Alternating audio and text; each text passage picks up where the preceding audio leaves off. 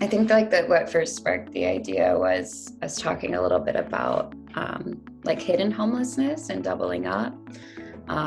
And like specifically how that manifests itself in immigrant communities, which tends to be overcrowding.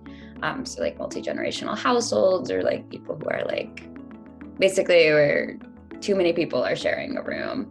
And that sort of led into, well, how did that impact people during COVID? How did that like, I guess, aggravate the waves in those communities, especially at the beginning of the pandemic? And for a while, I had been following some studies on overcrowding in Queens and like how that was being linked to high COVID cases because I live in that neighborhood. And I had been doing a lot of like reporting in that neighborhood. And so I had been wanting to do sort of like a deeper dive into like those linkages between overcrowding and COVID-19.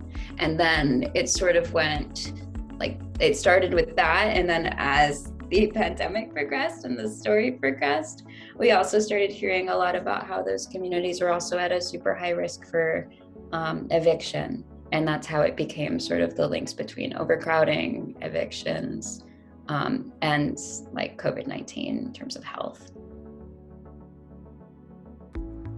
I interviewed a lot of different people, not all of whom are in the actual article. I think the people at the very beginning, who are like a group of tenants that were displaced from a fire in Jackson Heights, I had been in contact with one of the, with Andrew, who I believe is quoted. He's like a tenant organizer, shortly after the fire, because I was like working on another story, and then I kind of kept in touch with him for a while, and like a few months after the fire was when I like reached out to him again, and I was like, so what's happening now? Like, where are people? And that's how I ended up getting in touch with some of the tenants who are still displaced like 3 months later. And that's why I like featured them in the article. I feel like it tied to a lot of the sort of like the foundational issues in the neighborhood. And a lot of folks who were displaced ended up doubling up, things like that.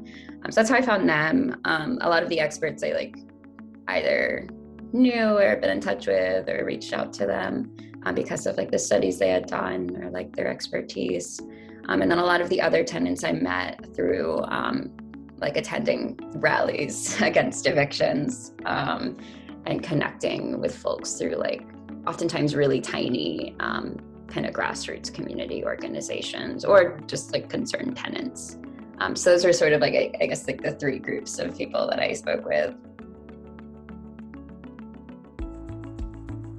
Foundationally, a lot of the issues have to do with like gentrification and low housing stock and not being able to like compete with that. And that's why people end up like in really overcrowded dwellings, because like you can't afford anything that's more like spacious, or I guess like more fitting for like the size of their families. And then because of that overcrowding, it makes it really hard to protect yourself from COVID, and like leads to a whole other like a whole array of like health issues. And overcrowding is also like has been linked to like a higher risk of eviction, either because like they might not be like legally like they might not be like legal apartments, they might be like illegally converted, or like the landlord might be overlooking something, so they might not have as many protections if they the landlord chooses to evict them, or like if they're staying with family, they know that that's something that's temporary and often like quite transient. So I think like overcrowding is like what I focused on in the article, but there's also like Central Queens is also has the highest rate of like uninsured people in the city. So like there's also like a lack of healthcare, sometimes language access. A lot of people have like our families with children, so like having access to Wi-Fi for like virtual schooling was a big problem during the pandemic. And yeah, a lack of public space. Like I could go on, but I think for the article, like the biggest one that we decided to focus on was overcrowding, and sort of how that overcrowding, like how those like housing factors then like bleed into like health outcomes and evictions. I think we wanted to make it, a lot of my interviews were conducted in Spanish, particularly with the tenants, and we wanted to make it accessible for the folks who were featured in it. I wish we could have translated it into other languages, I just don't know them.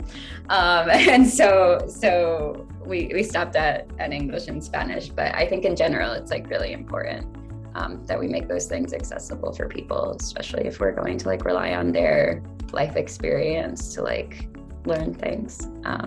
So I think that was the mindset, was making sure that people who are featured are able to read it, or at least most of the people.